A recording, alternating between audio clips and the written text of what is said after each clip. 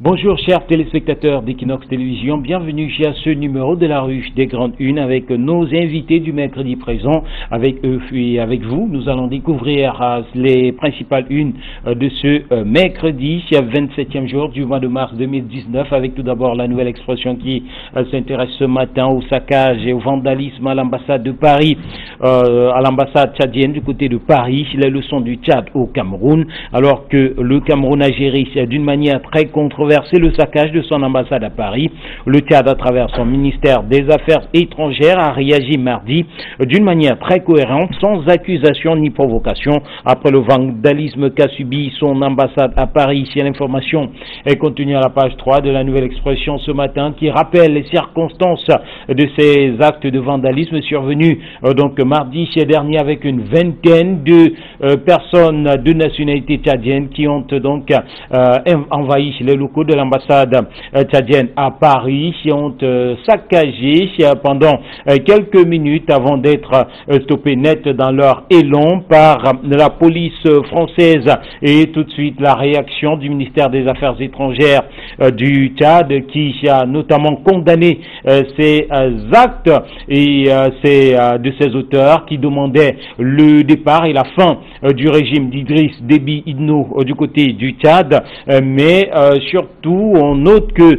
le ministère des Affaires étrangères a fait savoir que ces personnes seront punies, que ceci donc selon la loi, a appelé le gouvernement français à appliquer la loi contre ces casseurs. On note aussi dans les colonnes de la nouvelle expression donc ce parallèle établi avec la situation au Cameroun, où des accusations sans enquête ni preuve avaient été par le ministre de la Communication et le ministre de l'Administration territoriale, Paul Atangandi, où quelques minutes après les casses intervenus dans les ambassades du Cameroun à Paris et dans d'autres capitales européennes, des accusations qui étaient directement pointées sur Moïse Kamto et ses militants, sans enquête ni preuve. Et le journal qui sort de cet article par un certain nombre de questionnements.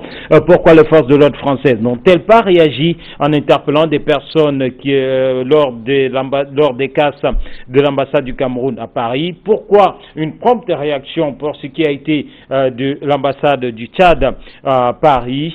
Pourquoi personne n'a été interpellé, alors que du côté tchadien, des personnes ont été interpellées? Des interrogations qui permettent donc de sortir de cet article. Toujours dans les colonnes de la nouvelle expression, crise post-électorale, le chemin de croix des détenus interpellés dans les villes de Yaoundé, Douala, Bafoussam, Tchamba, Bafan, Banganté lors des manifestations initiées le 25 janvier 2019. Ils disent avoir subi les sévices des plus cruels. Le journal La Nouvelle Expression ce matin propose à travers un dossier signé Vivien Tonfac, un voyage inédit donc dans l'enfer de l'univers carcéral de ces damnés du MRC, à lire donc dans les colonnes de ce journal. Et puis les pauvres désormais sauvés dans les hôpitaux, les pauvres qui sont souvent otages donc dans ces hôpitaux à la suite d'une tournée dans plusieurs hôpitaux publics sur l'ensemble du territoire.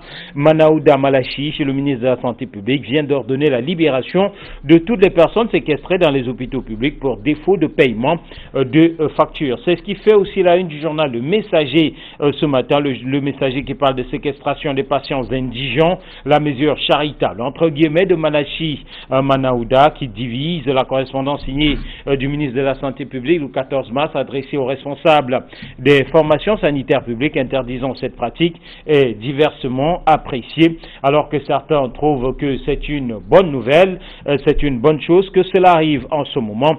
D'autres pensent que l'impact économique de cette mesure du ministre de la Santé sur les formations sanitaires publiques sera très grand et que cet impact pourrait pousser ces formations à fermer boutique. Et d'autres pensent encore que beaucoup de Camerounais pourraient tout simplement se transformer en indigents, et cette classe de personnes conclut en disant que la véritable solution serait tout simplement la mise en place de l'assurance, la couverture maladie ou la couverture santé universelle dans les tiroirs du gouvernement depuis plusieurs années déjà. Allez aussi dans les colonnes du journal Le Messager, vandalisme des ambassades à l'étranger, les Tchadiens sur les traces des Camerounais.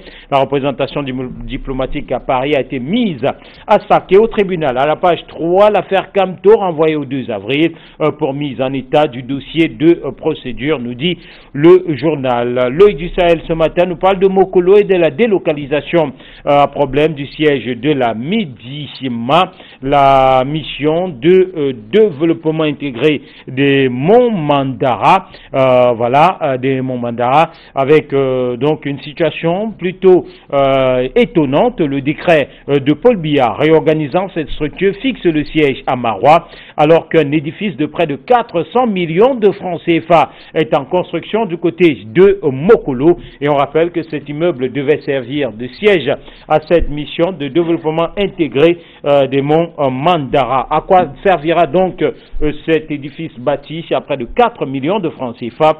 C'est là 400 millions de francs CFA. C'est là toute l'interrogation. On poursuit ce matin avec le journal Repère qui s'intéresse aux législatives et aux municipales en perspective, ceci relativement à la célébration de l'an 34 du RDPC et Laurent Esso qui est pour un débat électoral apaisé lors de la célébration du 34e anniversaire du parti présidentiel à Douala. Le chef de la délégation permanente régionale du comité central pour le littoral a engagé les militants à aller au-delà des simples promesses. Info Matin reste sur la même actualité avec l'an 34 du RDPC, la mise en garde de Laurent Esso aux militants de façade, lui qui a appelé ces derniers à aller donc au-delà des slogans creux. On poursuit avec Émergence, le quotidien qui titre ce matin sur la crise anglophone et qui présente la liste des 176 villages incendiés dans le nord-ouest et le sud-ouest, présentation faite par le journal, département par département et arrondissement par arrondissement, donc 176 villages au total incendiés depuis le début de la crise anglophone dans ces régions du nord-ouest et du sud-ouest. Le journal qui parle aussi de municipal et de législatives en perspective avec donc ce titre, Anglophones Political Elite Begins Their Usual Mafia concerning the municipal and the legislative elections. Le jour parle de vie chère à sa grande une avec des commerçants qui jonglent encore avec les prix. Le journal propose un reportage à Yaoundé avec cette descente du ministre du Commerce dans certains marchés, Luc Magloire-Barga à Tangana, qui donne 5 jours aux opérateurs pour se conformer aux tarifs officiels. Mutation s'intéresse à la relation entre Yaoundé et Washington et parle du vrai faux nuage avec la vérité ou des vérités sur le départ d'un contingent de soldats américains basés à Garoua et sur les sanctions annoncées contre des personnalités camerounaise dans ces colonnes ce matin. Et on poursuit avec le quotidien de l'économie qui parle de gouvernance locale et de certains chefs traditionnels qui sont pris en flagrant délit d'exploitation forestière illégale. L'alerte est contenue dans une correspondance signée par Paul Atangadi, le ministre de l'administration territoriale. Cameroun Tribune titre ce matin sur les prix des produits de première nécessité, l'ultimatum du gouvernement au terme d'une visite d'inspection dans les marchés de la ville de Yaoundé. Le ministre du Commerce, Luc Magloire-Barga à Tangana, a donné 5 jours aux commerçants des filières riz et poissons pour se mettre en conformité avec les prix homologués. Des agents de contrôle sont déjà déployés sur le terrain, nous dit donc le quotidien gouvernemental. Ce matin, Kalara parle de recouvrement forcé à sa grande une et le directeur général et le PCA du port autonome de Douala qui sont au tribunal pour 410 millions de francs CFA. Les dirigeants de l'organisme portuaire devant le juge correctionnel, notamment pour abus de fonction. Ils sont sous le coup de 2 plaintes déposées par 2 avocats chez Jones, Yembe et Cyrus Gore, qui sont donc attendus devant la barre. Éco Matin, titre sur le plan d'urgence de réhabilitation concernant le barrage hydroélectrique de Son Loulou. Où est passé ce plan d'urgence de réhabilitation avec donc un certain nombre d'éléments contenus dans ce plan d'urgence de réhabilitation qui reste, dont l'application reste reste attendu jusqu'à nos jours. Le journal qui rappelle d'ailleurs que ce barrage a été construit en 1976. Voilà pour ces principales unes. Sur ce plateau, nos invités du mercredi, Hervé Villardilé, bonjour. Bonjour Eric Martial Njomo, bonjour à tous ceux qui nous regardent à travers le petit écran. Et Idriss Lisson, bonjour. Bonjour Eric Martial, bonjour Hervé Villardilé, bonjour à tous les téléspectateurs. Eric Martial qui nous regarde du côté de l'extrême nord, principalement dans le département de Mayo-Tchanaga, le siège perdu de la MIDIMA, la mission de développement industriel de Mont-Mandara. La mission de développement intégré. Mission de développement intégré de Mont-Mandara. Vous savez, quand vous arrivez à Mokolo, chef du département du Mayo-Tchanaga, Eric Martial Njomo, c'était la seule structure au-delà de la préfecture et de la sous-préfecture qui était quand même un établissement public qui donnait une certaine envergure à ce vieux département, chef de département, où la route qui relie Mokolo à Mawa, c'est ce vieux goudron construit à l'époque d'Aïdjo qui continue à desservir pour dire la qualité de ce goudron. Mais aujourd'hui où la MIDIMA veut aller à Maroua, les populations de Mayo-Tchanaga n'ont que leurs yeux pour pleurer. Et c'est toujours ça, les fausses batailles de l'élite RDPC, qui pense qu'il faut toujours ramener les choses auprès de certaines personnes pour le positionnement de certains individus. Au moment où on parle de décentralisation. Voilà, au détriment, ça ferait quoi? Sahel est avec le nouveau texte ne se limite plus au Mayo-Tchanaga, mais s'étend sur tout l'étendue de l'extrême nord, que ça reste à Mokolo, qui est à 50% construit en ce moment. Vous voyez qu'on est dans une république que si on comprend ce que peut-être on n'a rien compris. Voilà, on démarre donc avec l'œil du Sahel, puisque vous nous avez amené de ce côté-là avec cette délocalisation en problème du siège de la MIDIMA. Mokolo au départ avec cet immeuble justement de près de 400 millions de francs CFA qui est en train d'être bâti et qui devait servir de siège. Et pourtant, patatras, Hervé Villardilé, un décret de Paul Biya vient tout réorganiser et renvoie le siège de cette MIDIMA, la mission de développement intégré des Monts Mandara, plutôt du côté de Maroua. La question aujourd'hui, à quoi va servir ce siège de 400 millions construit à Mokolo? On va certainement l'abandonner, on ne va pas certainement finir les chantiers, parce que le peu d'argent qui va rester, on va pouvoir certainement le déporter à Maroua pour pouvoir construire, construire le MIDIMA, le siège du MIDIMA de ce côté-là. Oh. Quand on sait que MIDIMA est à Mokolo depuis plusieurs années et que certainement elle est même déjà ancrée dans les mœurs des populations, bien sûr, elle est déjà ancrée dans les mœurs des populations là-bas et fait déjà partie de ces populations parce que ça fait quand même 37 ans. 82, ça fait 37 ans. Donc c'est une partie d'eux qu'on est en train de vouloir enlever et ce sera très difficile. Et en plus, il faut noter que dans la ville de Maroua, il faudrait tout recommencer à zéro et cela nécessite des fonds. Je ne sais pas pourquoi on pense toujours que c'est dans chaque lieu des régions qu'il faut implanter certains nombre de choses. Paul ne se contredit pas par rapport à sa logique de décentralisation quelque part. Effectivement, c'est une forme de contradiction parce que à qui est-ce que ça gêne que le siège du MIDIMA reste là où il est et qu'on étende à nouveau notre structure de ce côté-là et que les hauts responsables puissent être à Mokolo pour pouvoir gérer ça. Comme ça a toujours été le cas. Je comprends pas pourquoi on pense toujours que c'est dans les chefs des régions qu'on doit mettre les sièges, les sièges principaux des structures. C'est un peu de ça qu'il s'agit. Pourtant, tout ce que l'on veut, c'est on s'attendait plutôt à l'extension. Avec l'extension, ça permet que chaque département puisse avoir un siège de la MIDIMA et que le siège principal puisse rester à Mokolo. Ça n'enlève en rien. Ça n'enlève rien à cette structure qui est déjà depuis longtemps. Le fait maintenant de le déplacer, ça va entraîner des coûts supplémentaires. Or, dans un État comme le nôtre, qui est en train de prêter de l'argent pour pouvoir continuer à survivre ou bien à vivre, ça devient quand même très compliqué. Coûts supplémentaires qui vont servir à rien. On reste Idriss dans une centralisation, une hyper-centralisation même qui correspond un peu à la logique du chef de l'État. Bon, laquelle logique? La logique de la décentralisation et de la centralisation. La centralisation, oui, en fait, non, vous savez, c'est pour cela qu'il y a beaucoup de gens qui sont sceptiques. Lorsqu'on lit la presse et en lisant l'œil du Sahel à travers cette problématique de la délocalisation, à problème, comme l'a titré l'œil du Sahel, c'est tout simplement pour dire que on fait des discours, Et dans la réalité des faits, dans la pratique, en pratique, c'est plutôt d'autres. Les faits viennent contredire ce qu'on dit. Alors, on ne peut pas être dans la décentralisation et on recentralise. Midima, basé à Mokolo, on étend aujourd'hui dans tous les scènes où le problème. Le siège doit rester à Mokolo. Pourquoi? Donc vous allez voir que ceux qui ont piloté ce dossier de la Midima, oui, à partir vous y voyez du ministère de l'économie, de la planification, MINEPAT, vous allez voir qu'il y a un ministre délégué qui est originaire de Semnon, qui est quitté de là-bas pour aller au ministère des Finances, qui a piloté ce dossier. Et comme ils sont dans la logique du RDPC, parce qu'il faut comprendre comment ça se passe toujours. Et c'est pour ça que le pays ne peut pas avancer. Parce que les gens sont toujours dans des calculs qui ciblent les individus et non les populations.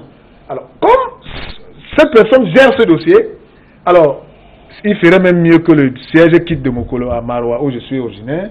Et après, dans les MIGMAC, comme on est au RDPC, on a les portes d'entrée, on va positionner.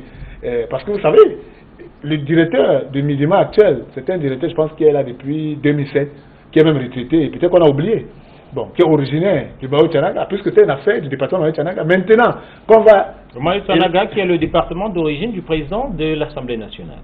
Non, qui vient plutôt du Mayo Sava. Mayo Sava, le président de l'Assemblée nationale vient de Mayo Sava. Oui, donc, Mayo Tchanaga, c'est, je crois, l'actuel ministre de la Santé. Oui. Donc, il faut tout simplement relever, Éric Martial, que c'est des calculs qui n'ont rien à voir avec le développement des monts Mandara sur le plan de l'Essemno. Vraiment, ça n'a rien à voir parce que on a arrimé l'ancienne structure au nouveau texte.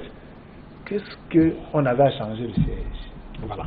Bon, si on est pour la décentralisation, mais fatalement, accepter qu'il y ait des sièges qui peuvent être basés à Maroua, d'autres à Mokolo, d'autres à Kayele, d'autres à Mora, d'autres à Kousseri, d'autres à Yagua. Pourquoi pas? Parce que c'est ça qui est la question, c'est là où c'est ce que nous attendons.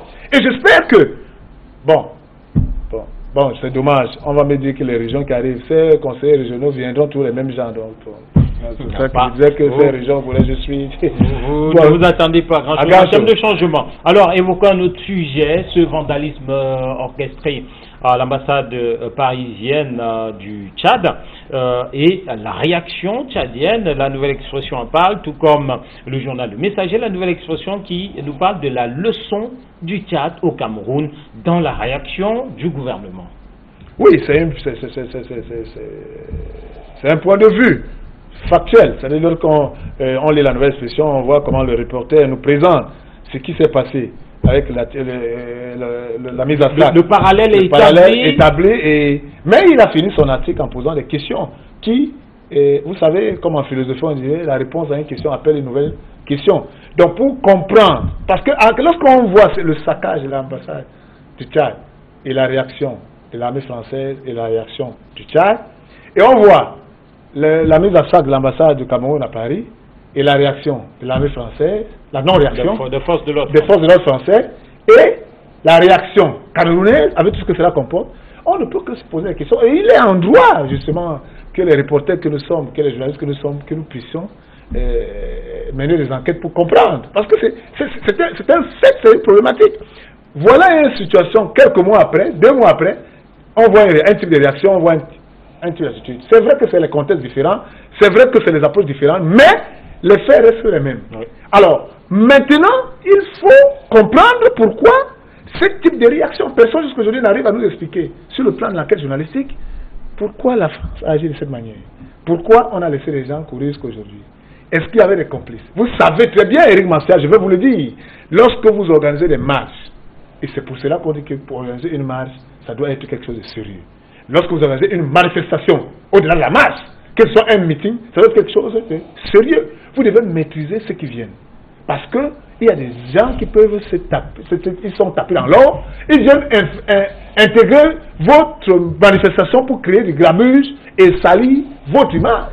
C'est des choses qui arrivent. On le voit partout, c'est-à-dire que c'est comme ça, c'est pour cela qu'il faut connaître, il faut qu'on arrive à ça. Et c'est pour ça qu'on dit qu'il faut que la politique au Cameroun, nous sommes au XXe siècle, elle doit être moderne. On doit connaître ses militants, on doit connaître ses sympathisants, on doit connaître les gens qui viennent. Ça doit être ça. On doit savoir que telle réponse à telle chose, on peut répondre de lui et de telle autre, on ne la connaît pas, elle est venue de nulle part, elle a été un espion ou bien quelqu'un qui a été infiltré pour venir créer du grabuge, pour nous faire porter un manteau. Donc tout cela appelle de l'enquête journalistique. Et je pense que comme les journalistes sont sur cette affaire, on va avoir bientôt des articles qui vont nous révéler ce qui est caché derrière tous ces micmacs, ces mises à sac. Pour moi, je trouve que c'est une scénarisation formidable, cette mise à sac. Pas qu'on n'a pas mis à sac les ambassades, mais il doit y avoir des choses qui ne sont pas des non-dits dans cette affaire. Voilà, les leçons du Tchad au Cameroun, le parallèle établi, la pondération, la modération du gouvernement tchadien et l'accusation sans preuve et sans enquête du gouvernement camerounais avec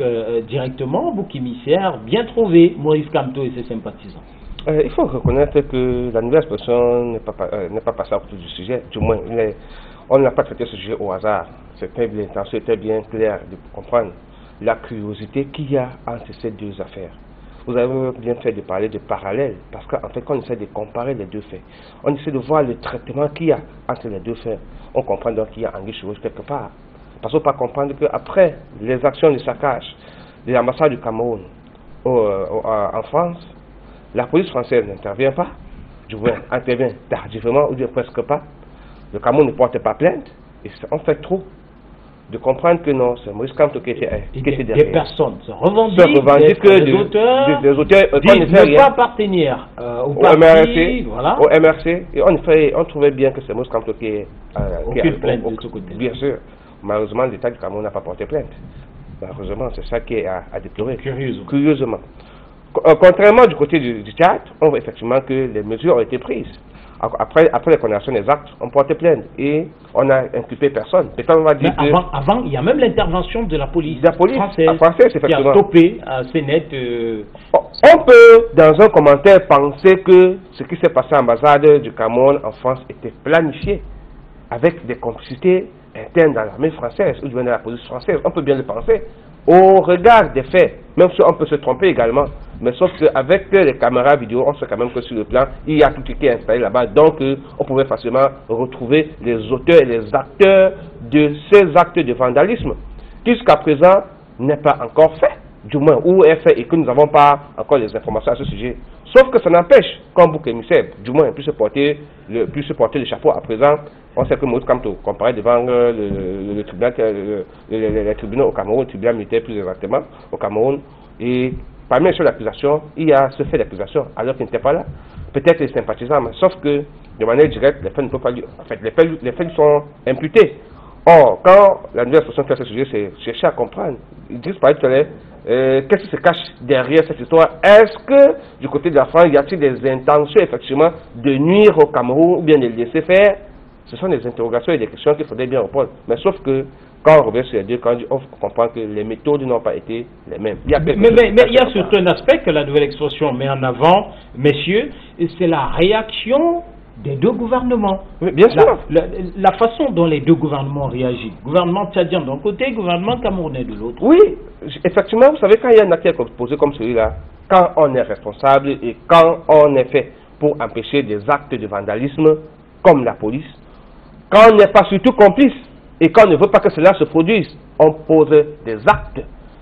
On a vu l'action de la République tchadienne qui condamne les actions et qui porte plainte parce qu'en réalité c'est un bien tchadien qui a été saccagé. Vous savez qu'une ambassade représente un territoire dans un pays dont ne peut pas être violé. Et la France, vu les accords qui les lient sur le plan bilatéral et même sur le plan international, dit que c'est quand même encadré et que la France a pour mission de protéger le territoire tchadien dans son propre territoire. Et je pense que c'est dans ce sens-là que la France a intervenu. Même chose pour le Tchad, parce qu'il faudrait bien que le Tchad protège son précaré et que tous ces vandales doivent être arrêtés et punis conformément à la loi. Mais curieusement, chez nous, ce n'a pas été le cas. La France, les policiers français étaient absents. Est-ce que c'était fait à dessein? Il faudrait... Mais je dis au-delà, après que les actes soient posés, les réactions des gouvernements, le parallèle établi aussi à ce niveau. Mais qu'est-ce que vous voulez, Eric Martial? Je vous ai dit que c'est des contextes différents. Ici, le gouvernement avait déjà une cible précise, hein, un prétexte et des personnes. Et ce saccage a été, comme on peut dire, du pain béni entre guillemets, a été, comme on peut dire, l'élément, le prétexte, le bon, entre guillemets, pour pouvoir arrêter un ensemble d'actions qui étaient menées de manière, entre guillemets, illégale. selon le gouvernement.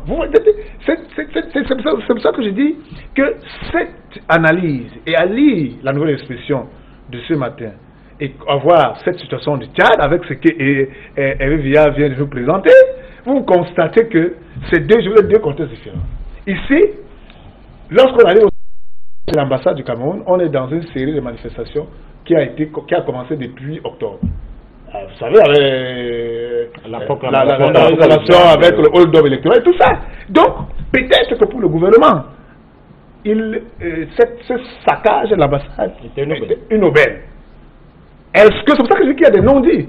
Est-ce qu'il y a une complicité entre le gouvernement camerounais et français par rapport à ce, comme on dit, on tend un piège? Je vous ai dit que vous pouvez organiser une manifestation chez vous sans avoir de mauvaises intentions et on envoie des gens qui viennent créer du grabuge et on vous imputera cela parce que lorsque vous donne même vous faites une déclaration de manifestation, M. Eric Machar Diomon, le sous-préfet qui vous donne l'autorisation, vous dites toujours que vous, M. Eric Machar Diomon, vous répondez, c'est un indicat dans sa date, s'il y a un problème, vous allez être la personne qui va répondre de tout ce qui va se passer. Parce que il faut savoir, c'est ça. Donc c'est votre responsabilité. Alors c'est pendant que vous organisez cette manifestation, un brigand, un malhonnête, un infiltré vient là pour créer du grabuge et qu'il y a du cafouillage, selon cette déclaration que vous avez, c'est vous qui allez répondre. C'est ça. Alors c'est pour ça qu'il faut faire très attention lorsque vous déclarez et que vous répondez de cela, vous n'avez pas les dispositions pour que ceux qui viennent là ne soient que des gens que vous maîtrisez et que vous y ayez de l'ordre. C'est dans ce sens qu'on invite souvent, on dit qu'il faut envoyer l'armée pour encadrer la manifestation. Voilà. Bon, maintenant, de prime abord, la manifestation est interdite, c'est-à-dire que pour eux, elle était illégale. Et il fallait, donc le saccage de l'ambassade est, je vous ai dit, est-ce qu'il y a une complicité? Est-ce qu'il y a des infiltrés? Est-ce que cette complicité est une complicité entre deux États? Est-ce que ce gouvernement ont fait des deals? Est-ce que vraiment, il y a des choses, c'est pour ça que je dis, l'enquête qui commence là, par la version que le monde déclare, doit aller plus loin avec les questionnements du reporter à la fin, doit continuer pour qu'on perce l'absolu de savoir pourquoi deux faits identiques, deux réactions différentes. Et aller loin, comprendre pourquoi même dans les législation française, dans ce type de situation, pourquoi jusqu'aujourd'hui, pourquoi ça bloque? Qu'est-ce qui fait problème? Allez même faire le ministère de la justice française. Allez même c'est le travail journalistique. Je pense que les journalistes ont là une matière à pouvoir pousser pour permettre aux lecteurs de comprendre sur le plan essentiellement des textes et de la réalité et des faits, qu'est-ce qui fait problème? Est-ce que c'est pas finalement un cas, est-ce que Maurice Kamto n'est pas une victime d'autres choses ou bien il faut que les reporters nous disent? Oui, je voudrais réagir pour dire à ce que quand on analyse ces faits, on se pose bien la question. Peut-être qu'il ne l'a pas dit de manière claire. Faudrait-il peut-être que les graphiques peuvent comprendre est-ce que tout ce qui s'est passé à l'ambassade du Cameroun n'était pas un coup monté tout simplement et que l'ambassade, le saccage de l'ambassade du Cameroun n'était pas en fait forcément des militants, en fait, comme ils l'ont dit, des personnes ni sympathisants qui sont voulus poser cette action pour qu'on puisse faire porter le chapeau à Maurice Kamto. Parce que quand on voit les Français n'ont pas intervenu, du moins de manière tardive, et que chez nous, on n'a même pas cherché à rattraper les auteurs des actions. Les sorties du gouvernement n'ont pas été dans le sens du gouvernement tchadien. On se pose la question de savoir est-ce que Maurice Kamto n'a pas été piégé? Et que vous vous souvenez que pendant tout ce qui s'est passé, quand vous regardez les images, encore constatez qu'effectivement, on détruit l'image du chef de l'État, on prend son image, on accroche au mur en disant que voici notre président. Voilà un scénario très bien tissé, très bien monté, qui vient empêcher. Parce qu'il faut quand même reconnaître qu'il avait son plan de résistance internationale. Oui, pendant que les faits se passent. International, oui, je le précise. Sauf que, quand on pose ces actions, lui-même, il est encore au Cameroun. Absolument. Alors, vous comprenez donc qu'on a droit à s'interroger sur ce sujet, à savoir est-ce que ce n'est pas monté de... Comme Idriss a dit, exactement, voilà, il faudrait pousser encore plus loin pour mieux comprendre et démêler les chevaux. On poursuit avec cette sortie du ministre de la Santé publique, cette mesure charitable entre guillemets, telle que nous le dit le journal Le Messager, de Malachi Manaouda, qui divise, tel que nous dit le journal Le Messager. Alors, Hervé Viard, pour comprendre ces réactions mitigées des Camerounais après une telle mesure, beaucoup se seraient attendus à ce qu'il y ait un tollé d'applaudissements après une telle mesure portant sur la libération de tous les indigents, de toutes les formations sanitaires publiques du pays. Mais vous savez, les Camerounais ne sont pas bêtes, ils ne sont pas dupes. Il faut dire la vérité. C'est une mesure qui est à saluer, mais qui n'aura qui n'aura qu'un effet éphémère. Éphémère parce que ça permet de sauver, de libérer celles ou ceux qui souffraient maintenant. Sauf que dans la durée, il faut interroger cette mesure. Quand vous savez que dans ce pays, il y a un fonds d'indigence qui est géré dans les hôpitaux, vous comprenez donc qu'une telle mesure ne vient qu'en Suisse, ne va peut-être pas servir. Parce qu'en fait, le mal n'est pas résolu à la racine.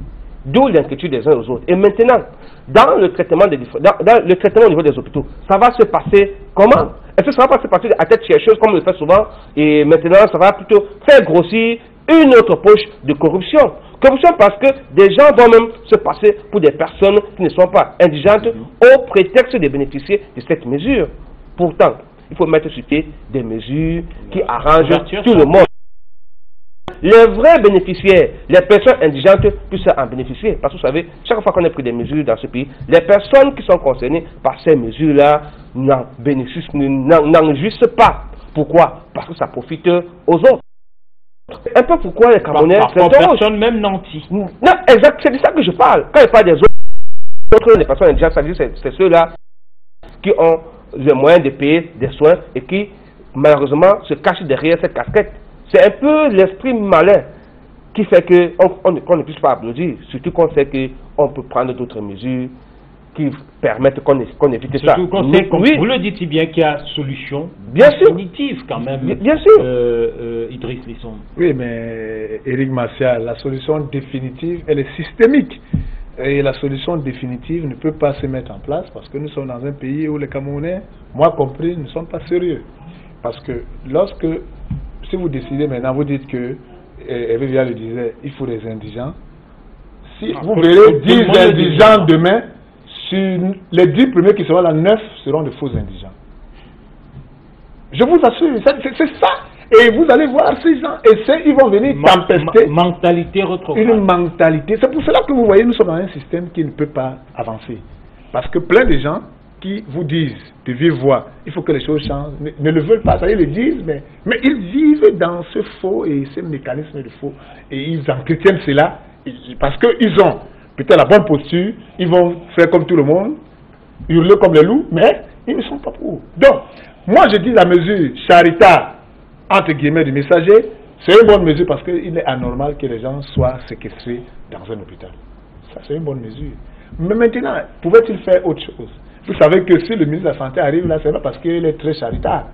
Mais c'est parce que la presse, longtemps, les réseaux sociaux, on a évoqué des cas de familles, des femmes qui ont accouché, des malades qui sont... Qui dorment même le soir. C'est parce que la presse en a parlé. Donc, c'est déjà libérer cela, c'est un fait. Mais maintenant, la suite. Hervé Via parlait de fonds d'indigence qui existent. Nos maires que nous avons élus, Éric Martial, il y a les services sociaux dans les mairies qui font quoi? Rien du tout.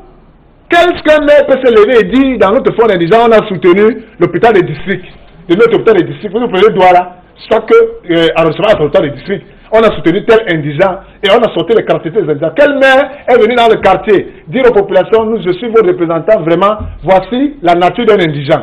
L'un indigent, c'est une personne qui est comme ça, vous pouvez remplir ce carré, faire le truc. Quelle commune a fait cela? Les conseils municipaux que nous avons, Éric Martial, au fond, quoi, ils nous représentent, ils savent même que ça existe. C'est pour dire que nous sommes dans une situation où les gens subissent des choses, on a même des représentants qui peuvent nous aider à corriger ça, qui ne savent pas de quoi il s'agit. C'est ça. Et il faut que, en lisant la presse et en lisant cette problématique du ministère de la Santé, qu'on comprenne que ceux-là qui nous représentent, qui vont être les élus locaux, doivent savoir que l'élément de la santé, tant qu'il n'y a pas la santé universelle, il y a tout problème, mais les fonds qui existent pour soutenir les indigents doivent servir à ces... Le peu qui existe... Le peu là doit servir à ces personnes et qu'on sache de manière comme claire... vous le dites tous les deux, même ce peu n'est pas perceptible. Et je vais vous raconter une histoire. 30 secondes. Je vais vous raconter une petite histoire concernant justement le comportement des Camerounais. Il y a une cérémonie de remise des dons qu'on a de faire aux désœuvrés, aux personnes, pas aux personnes handicapées, aux désœuvrés, aux personnes, aux indigents, oui, aux nécessiteux. Vous comprenez? Et voilà donc, comme les dons viennent des personnes, ce sont des dons consistants de qualité, qu'est-ce qu'on fait? Les personnes concernées par l'organisation de cette histoire, qu'est-ce qu'ils font? Ils remplacent les noms, alors qu'on va dans les orphelinats, on va chercher, au lieu quand on sait que ça fait aux orphelins, on ramasse les enfants partout, on remplit sur la liste et autres. Ce sont nos enfants, ils sont tous ce qu'ils sont, sauf nécessité. Voilà donc une organisation qui a bien la volonté d'aider des gens qui souffrent, qui sont dans l'incapacité de jouer d'un certain nombre de choses. Voilà ce qui se passe, on ramène nos cousins, on vient remplir là. Allez, tout ça. C'est un tableau qui traduit du Camerounais actuel et il faut qu'il change. À suffire, voilà la mentalité de la plupart d'entre nous, comme vous l'avez dit, voilà, parce qu'il ne faudrait pas s'exclure, vu que c'est une mentalité rétrograde qui touche quasiment tout le Camerounais. Voilà, merci à vous, merci Hervé, merci Idriss, merci à vous à la maison qui nous avez regardé ou partout que vous soyez. Demain sera jeudi, nous serons là pour le numéro du jeudi. Très bonne suite en compagnie de nos programmes.